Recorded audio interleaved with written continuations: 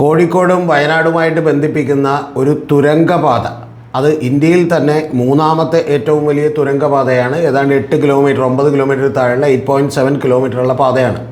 അപ്പോൾ ആ പാത പണിയുന്നതുമായി ബന്ധപ്പെട്ട് ആനക്കാമ്പോയിൽ, കള്ളാടി, മേപ്പാടി തുരങ്കപാതയുടെ അനുബന്ധ സ്ഥലങ്ങളിൽ ഇന്നലെ ഒരു വലിയ അപകടമുണ്ടായത് എൻ്റെ പ്രിയപ്പെട്ട പ്രേക്ഷകർ എല്ലാവരും തന്നെ അറിഞ്ഞിട്ടുണ്ടാവും. ഇപ്പോൾ അതിനകം 4 പേര് അതാണ് മരിച്ചിരിക്കുന്നു. ഇനി ബാക്കിയുള്ളവരെ കാണാതായിട്ടുള്ള ആളുകളെ കൂടി കിട്ടാനുണ്ട്. അവിടെ വലിയ തോതിലുള്ള തെരച്ചിൽ നടത്തുകയാണ്. അത് അതിഥി തൊഴിലാളികളാണ് മരിച്ചത്. കാരണം അവിടെ ജോലി ചെയ്തുകൊണ്ടിരുന്നവരാണ് മരിച്ചത്. അപ്പോൾ അതുമായി ബന്ധപ്പെട്ട് ഇന്നലെ മുതൽ നമ്മുടെ നാട്ടിൽ വലിയ വിവാദങ്ങൾ ഉണ്ടായിക്കൊണ്ടിരിക്കുകയാണ്. നമുക്കെല്ലാം അറിയാം. അതുമായി ബന്ധപ്പെട്ട് എന്നെ അമ്പരപ്പിച്ചത് മുഖ്യമന്ത്രിയും അതുപോലെ ആഭ്യന്തര വകുപ്പ് മന്ത്രിയും പിന്നെ പൊതുമരാമത്ത് വകുപ്പ് മന്ത്രിയുടെ ഒക്കെ പ്രതികരണങ്ങളാണ്. കാരണം അവരെല്ലാവരും തന്നെ പ്രതികരണം നടത്തിയപ്പോൾ അവർ പറഞ്ഞത്, അവരേറ്റവും ആദ്യം പറഞ്ഞത്, അത് നമുക്ക് വിശ്വസിക്കാമെങ്കിൽ ഇപ്പോൾ അതിനുശേഷം അവിടെ ഒരു ലാൻഡ് സ്ലൈഡ് അതുകൂടാതെ ഉണ്ടായിട്ടുണ്ട് എന്നൊക്കെ പറയുന്നു. അതെന്താണെങ്കിലും അന്വേഷിച്ച് കണ്ടെത്തട്ടെ. കാരണം നമ്മളതിൽ വിദഗ്ധരായിട്ടുള്ള ആളുകളൊന്നുമല്ല.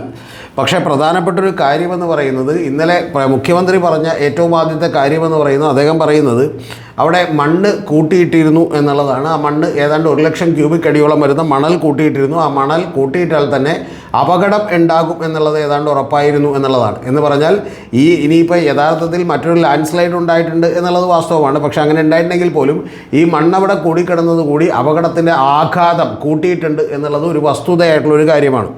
അങ്ങനെ ആ വസ്തുതയായിട്ടുള്ള കാര്യമുണ്ടാകുമ്പോൾ യഥാർത്ഥത്തിൽ ഇന്നലെ നമ്മുടെ മുഖ്യമന്ത്രിയും അതുപോലെ ആഭ്യന്തര മന്ത്രിയും പൊതുമരാമത്ത് മന്ത്രിയും ഒക്കെ നമ്മളോട് പറഞ്ഞത് ഇതൊരു മാൻ മെയ്ഡ് ഡിസാസ്റ്ററാണ് എന്നുള്ളതാണ്. എന്ന് പറഞ്ഞാൽ ഇത് മനുഷ്യനിർമ്മിതമായിട്ടുള്ള അപകടമാണ് എന്നുള്ളതാണ് അവർ ആദ്യമേ തന്നെ പറഞ്ഞത്.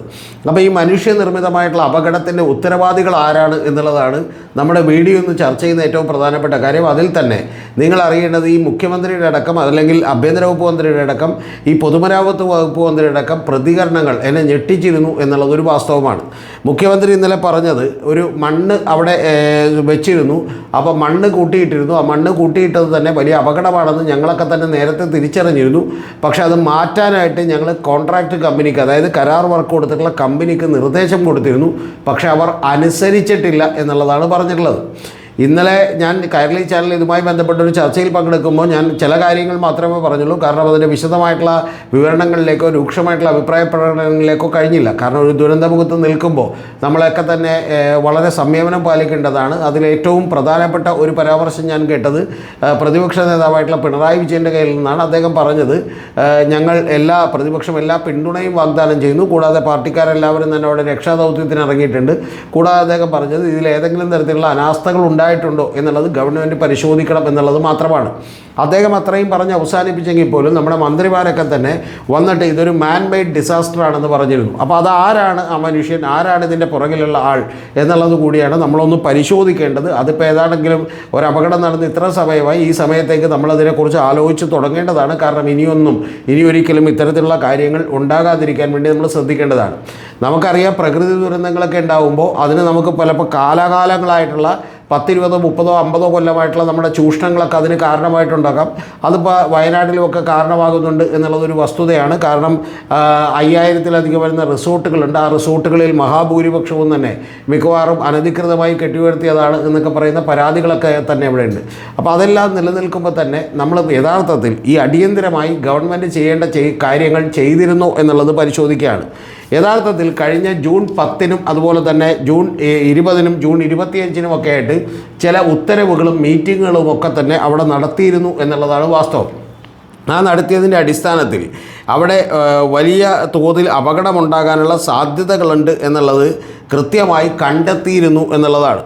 അവിടെ ഒരു വലിയ സൈറ്റ് വിസിറ്റ് ഈ പറയുന്ന 25-ാം തീയതി നടത്തിയിരുന്നു. അത് നടത്തിയിരുന്നത് 19 പേരടങ്ങുന്ന ആളുകളടങ്ങുന്ന സൈറ്റ് വിസിറ്റാണ്. അതിൽ അദീൽ അബ്ദുള്ള IAS പൊതുമരാമത്ത് വകുപ്പ് സ്പെഷ്യൽ സെക്രട്ടറി ഉണ്ടായിരുന്നു. പൊതുമരാമത്ത് വകുപ്പ് അഡീഷണൽ സെക്രട്ടറി ആയിട്ടുള്ള വിനോദ് VR IAS ഉണ്ടായിരുന്നു. പിന്നെ പൊതുമരാമത്ത് വകുപ്പ് ചീഫ് എഞ്ചിനീയർ ആയിട്ടുള്ള അൻസാർ M ഉണ്ടായിരുന്നു. അങ്ങനെ നിരവധി ഉദ്യോഗസ്ഥരുണ്ടായിരുന്നു. കൂടാതെ ഈ കമ്പനി പ്രൊജക്റ്റ് ഏറ്റെടുത്തിട്ടുള്ള കമ്പനി ദിലീപ് ബിൽകോൺ എന്നാണ് അവരുടെ പേര്. അവരുടെ പ്രൊജക്ട് മാനേജറായിട്ടുള്ള രാജ്കുമാർ റാണ ഉണ്ടായിരുന്നു. ഇത്തരത്തിൽ നിരവധി ആളുകൾ അതിൻ്റെ കൂട്ടത്തിലുണ്ടായിരുന്നു എന്നുള്ളത് വാസ്തവമാണ്. അപ്പോൾ ഇവരൊക്കെ കൂടി എടുത്തിട്ടുള്ള തീരുമാനങ്ങൾ ഞാൻ പ്രിയപ്പെട്ട പ്രേക്ഷകരോടൊന്ന് വായിക്കാം. ചില പ്രധാനപ്പെട്ട തീരുമാനങ്ങൾ മാത്രം. പദ്ധതി പ്രദേശത്തെ എല്ലാവിധ നിർമ്മാണ പ്രവർത്തനങ്ങളും അനുബന്ധ പ്രവർത്തനങ്ങളും എല്ലാവിധ സുരക്ഷാ മുൻകരുതലുകളും സ്വീകരിച്ച് മുന്നോട്ട് പോകുന്നത് കൊങ്കൺ റെയിൽവേ ഉറപ്പുവരുത്തണമെന്നാണ്. അതിന് ഒരു കാര്യം വായിക്കാൻ വിട്ടു. ഇതിൻ്റെ ഏറ്റവും ആദ്യം തുടക്കത്തിൽ തന്നെ പറയുന്നത് ആനക്കാമ്പോയിൽ കള്ളാടി മേപ്പാടി തുരങ്കപാതയുടെ പ്രവർത്തനങ്ങൾ വിലയിരുത്താൻ ബഹുമാനപ്പെട്ട പൊതുമരാമത്ത് വകുപ്പ് മന്ത്രിയുടെ നിർദ്ദേശപ്രകാരം 25/6/2026 പൊതുമരാമത്ത് വകുപ്പ് സ്പെഷ്യൽ സെക്രട്ടറി അദീല അബ്ദുള്ളയുടെയൊക്കെ നേതൃത്വത്തിൽ സൈറ്റ് വിസിറ്റ് ചെയ്യുകയും പ്രവൃത്തി പുരോഗതി വിലയിരുത്തുകയും ചെയ്തു എന്നുള്ളതാണ് പറഞ്ഞേക്കുന്നത്. അപ്പോൾ അതിലുള്ള നിർദ്ദേശം എന്ന് പറഞ്ഞാൽ മന്ത്രി കൂടി അറിഞ്ഞുകൊണ്ടാണ്. ശക്തമായ മഴ ഉണ്ടാകാൻ സാധ്യതയുള്ള പ്രദേശത്ത് എല്ലാ ദിവസവും മഴയുടെ അളവ് നിരീക്ഷിക്കുകയും അത് 250 mm അളവിൽ കൂടുതലായാൽ എല്ലാ പ്രവൃത്തിയും നിർത്തിവെക്കാനും തീരുമാനിച്ചു. മഴയുടെ അളവ് എല്ലാ ദിവസവും നിരീക്ഷിക്കാനായിട്ട് വിവിധ ഡിപ്പാർട്ട്മെൻറ്റുകൾ ചുമതലപ്പെടുത്തി എന്നുള്ളതാണ്. ഇത് പറയുമ്പോൾ നിങ്ങളറിയേണ്ടത് 250 mm എന്നുള്ളത് കഴിഞ്ഞ ദിവസങ്ങളിലൂടെ പെയ്ത മഴ എന്ന് പറയുന്നത് 265 mm ആണ് 24 മണിക്കൂറിനകം പെയ്തത്. അതിശക്തമായ മഴയുണ്ടാകാൻ സാധ്യതയുണ്ടെങ്കിൽ അടുത്ത പോയിൻ്റാണ്, പദ്ധതിയുടെ താഴെ താമസിക്കുന്ന മീനാക്ഷി പാലത്തിന് സമീപം താമസിക്കുന്ന കുടുംബങ്ങളെ മാറ്റി താമസിപ്പിക്കാനായിട്ട് വേണ്ട നടപടികൾ സ്വീകരിക്കാൻ ജില്ലാ ഭരണകൂടത്തോട് ആവശ്യപ്പെട്ടു. ഇതിനുള്ള ചിലവുകൾ കരാർ കമ്പനി വഹിക്കാനും തീരുമാനിച്ചു. ഇതൊന്നും തന്നെ അവിടെ സംഭവിച്ചില്ല എന്നുള്ളതാണ്. പ്രദേശത്ത് കൂട്ടിയിട്ട മണ്ണ് കാരണം മഴക്കാലത്ത് സോയിൽ പൈപ്പിംഗ് സ്ലോപ്പ് സ്റ്റെബിലിറ്റി എന്ന പ്രതിഭാസമോ കാരണം ഒരു അപകടമുണ്ടാകാനുള്ള സാധ്യത തടയാൻ വേണ്ട എല്ലാ മുൻകരുതലുകൾ എടുക്കാനും സെക്രട്ടറി നിർദ്ദേശിച്ചു. ഇങ്ങനെ നിരവധി കാര്യങ്ങൾ ഇതിനകത്ത് പറഞ്ഞിട്ടുണ്ട്. എന്ന് പറഞ്ഞാൽ അടിയന്തിരമായി മണ്ണ് നീക്കുന്നതിൻ്റെ ആവശ്യകതയെക്കുറിച്ച് കൂടി അതിനെ പറഞ്ഞിട്ടുണ്ട്. അതുകൂടി നിങ്ങളൊന്ന് കേൾക്കണം. കൂട്ടിയിട്ട മണ്ണ് നിലവിൽ ടാർപോളിംഗ് ഉപയോഗിച്ച് വെള്ളം ഇറങ്ങാത്ത രീതിയിൽ കവർ ചെയ്തിട്ടുണ്ടെന്നും കൂടുതൽ മണ്ണ് സൂക്ഷിക്കാൻ അനുയോജ്യമായ സ്ഥലമില്ല എന്നും കരാർ കമ്പനി അറിയിച്ചു. അനുയോജ്യമായ സ്ഥലം കണ്ടെത്താൻ ജില്ലാ ഭരണകൂടത്തിൻ്റെ സഹായം തേടാനും തീരുമാനിച്ചു. ഏകദേശം 1 ലക്ഷം ക്യൂബിക് മണ്ണ് താൽക്കാലികമായി സൂക്ഷിക്കാൻ വേണ്ട സ്ഥലമാണ് ആവശ്യമുള്ളതെന്നും KRCL അറിയിച്ചു. മണ്ണ് കൊണ്ടുപോകുമ്പോൾ മണ്ണ് താൽക്കാലികമായി സൂക്ഷിക്കാൻ വേണ്ട സ്ഥലമാണ് ആവശ്യമുള്ളതെന്നും KRCL അറിയിച്ചു. മണ്ണ് പുറത്തേക്ക് കൊണ്ടുപോകുമ്പോഴുള്ള റോയൽറ്റി ഫീസ് ഒഴിവാക്കി തരാൻ ആവശ്യപ്പെട്ടു. ഇതിന് വേണ്ട നടപടികൾ സ്വീകരിക്കാനും തീരുമാനിച്ചു. എന്ന് പറഞ്ഞാൽ മണ്ണ് നീക്കാനായിട്ട് അവർക്ക് മറ്റൊരു പുതിയ സ്ഥലം കണ്ടെത്തി കൊടുക്കാൻ ജില്ലാ കളക്ടറുടെ അനുമതി വേണമെന്നായിരുന്നു. അപ്പോൾ അതിനു വേണ്ടി അവർ ആവശ്യപ്പെട്ടു. അത് കൊടുക്കാമെന്ന് പറഞ്ഞാൽ അത് കൊടുത്തിട്ടില്ല. ഇനി അടുത്തത്, നിലവിൽ പദ്ധതി പ്രദേശത്ത് കൂട്ടിയിട്ട മണ്ണ് അപകട ഭീഷണി ഉള്ളതിനാൽ മണ്ണിടുന്നതിൻ്റെ ഉയരം കുറക്കാൻ വേണ്ട നടപടികൾ പാരിസ്ഥിതിക സാങ്കേതിക വിദഗ്ധരുടെ അഭിപ്രായം തേടാനും നടപടികൾ സ്വീകരിക്കാനും നിർദ്ദേശം നൽകി. ഇങ്ങനെ നിരവധി നിർദ്ദേശങ്ങൾ നൽകിയിരുന്നു. എന്ന് പറഞ്ഞാൽ ഇവർക്ക് ഈ അപകടമുണ്ടാകും, ഇതിങ്ങനെ തന്നെ ഇട്ടാൽ എന്നുള്ളത് ഏതാണ്ട് ഉറപ്പായിരുന്നു. പക്ഷെ എന്നിട്ട് പോലും യഥാർത്ഥത്തിൽ ഒന്നും തന്നെ ചെയ്തില്ല എന്നുള്ളതാണ് ആദ്യത്തെ കാര്യം. ഇനി രണ്ടാമത്തെ ഏറ്റവും പ്രധാനപ്പെട്ട പ്രശ്നം എന്താ? ഈ രണ്ടാമത്തെ പ്രധാനപ്പെട്ട പ്രശ്നം ഇതിന് ശേഷം നടത്തിയിട്ടുള്ള പത്രപ്രസ്താവനകളും മാധ്യമങ്ങളോടുള്ള ബൈറ്റുകളുമാണ് എന്നെ ഞെട്ടിച്ചു കളഞ്ഞത്. ഒന്ന്, മന്ത്രി പറയുന്നു ഇത് മാൻമെയ്ഡ് ഡിസാസ്റ്റർ ആണെന്ന്.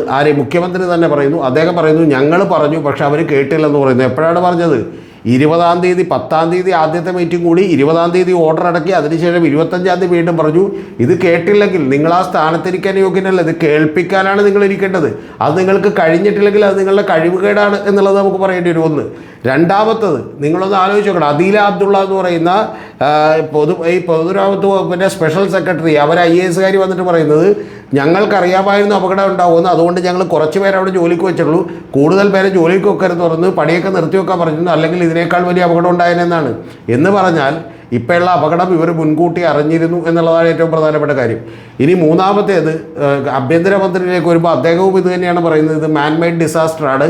ഏത് മാനാണ് എന്നുള്ളത് അദ്ദേഹം ഇൻഡയറക്റ്റായിട്ട് നമ്മളോട് പറഞ്ഞിട്ടുണ്ട് എന്നുള്ളതാണ് എനിക്ക് മനസ്സിലാക്കാൻ കഴിയുന്നത്. ഇനി മൂന്നാമത്തത്, പൊതുമരാമത്ത് വകുപ്പിൻ്റെ മന്ത്രിയായിട്ടുള്ള PK ബഷീർ, അദ്ദേഹം മാധ്യമങ്ങളോട് ചൂടാവുകയാണ്. ചൂടായിക്കൊണ്ട് അദ്ദേഹം പറയുകയാണ് ഇത് പൊതുമരാമത്ത് വകുപ്പിൻ്റെ തലയിലേക്ക് വെക്കണ്ട, ഇത് മറ്റേ കൊങ്കൺ റെയിൽവേ നടത്തുന്ന പണിയാണ്, ഞങ്ങളല്ല ഇത് ചെയ്യുന്നത്, കിഫ്ബിയുടെ ഫണ്ട് ഉപയോഗിച്ച് കൊങ്കൺ റെയിൽവേ ആയിട്ട് ചെയ്യുന്നതാണ്, ഞങ്ങൾക്കിതിലൊരു പണിയില്ലെന്നാണ്.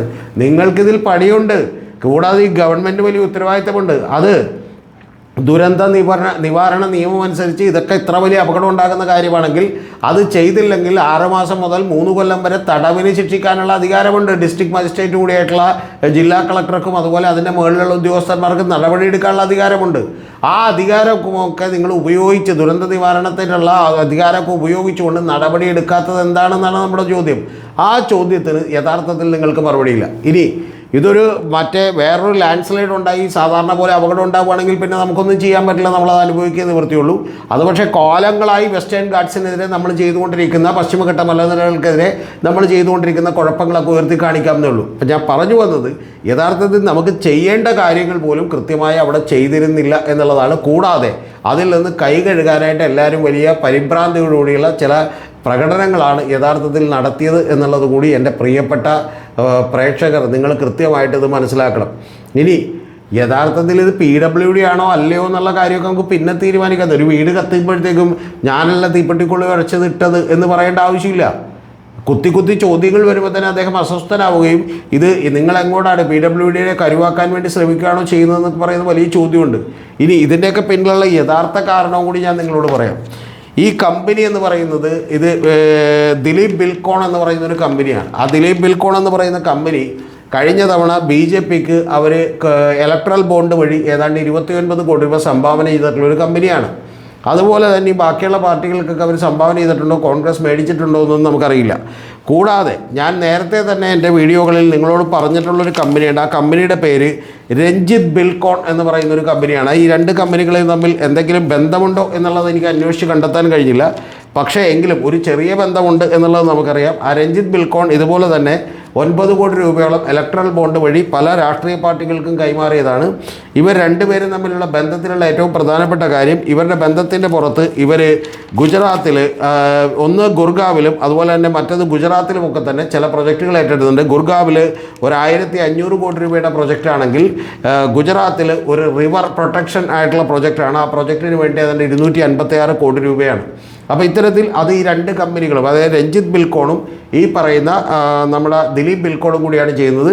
ഈ രഞ്ജിത്ത് ബിൽകോണിനെ കുറിച്ച് ഞാൻ നേരത്തെ വീഡിയോ ചെയ്യാനുള്ള കാരണം, രഞ്ജിത്ത് ബിൽകോണൊക്കെ പണി നടത്തുകയും അവിടെയൊക്കെ അശാസ്ത്രീയമായ രീതിയിൽ പണി നടത്തിയതിൻ്റെ അടിസ്ഥാനത്തിൽ ആളുകൾ അപകടങ്ങളിൽ മരണപ്പെടുകയോ ഒക്കെ ചെയ്തിട്ട് പോലും അവർക്കെതിരെ കേന്ദ്ര സംസ്ഥാന ഗവൺമെൻറ്റുകളൊക്കെ മറ്റ് സ്റ്റേറ്റുകളിൽ ഒരു നടപടികളും എടുത്തിട്ടില്ല എന്നുള്ളതൊരു യാഥാർത്ഥ്യമാണ്.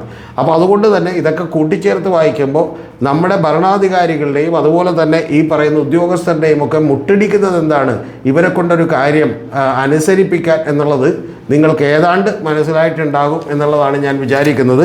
യഥാർത്ഥത്തിൽ ഇലക്ട്രൽ ബോണ്ടിൽ നിന്ന് പണം മേടിക്കാത്ത ഒരേ ഒരു പാർട്ടി മാത്രമേ ഉണ്ടായിരുന്നുള്ളൂ, അത് CPM ആണ്.